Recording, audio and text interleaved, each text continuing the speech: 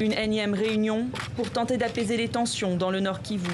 8 chefs d'État d'Afrique de l'Est se sont retrouvés samedi au palais présidentiel de Bujumbura, la capitale du Burundi.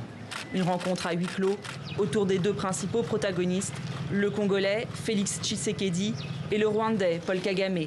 À l'issue du sommet, un nouvel appel au cessez-le-feu. Nous appelons à un cessez-le-feu immédiat par toutes les parties, au retrait des groupes armés, y compris étrangers, et ordonnons aux chefs des forces de défense de se réunir d'ici une semaine et de fixer de nouveaux délais pour le retrait. En juillet dernier déjà, les deux pays avaient signé à Luanda une feuille de route. Ce texte prévoyait le retrait définitif de la milice du M23 des zones qu'elle occupe dans l'est de la République démocratique du Congo. Des rebelles que Kinshasa accuse le Rwanda de soutenir. Des accusations toujours réfutées par Kigali.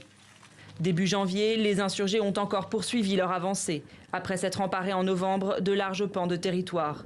Plusieurs rencontres avaient eu lieu à Luanda, des cessez-le-feu avaient été annoncés, tandis qu'une force régionale est-africaine était déployée pour établir la paix, sans résultat sur le terrain pour le moment.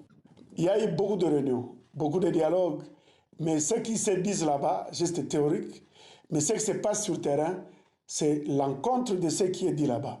Donc nous, en tant que responsables, nous disons les conflits peuvent se résoudre de plusieurs manières.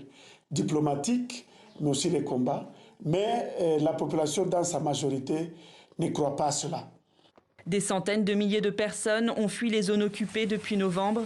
L'annonce intervient 2 jours après la venue du pape en RDC.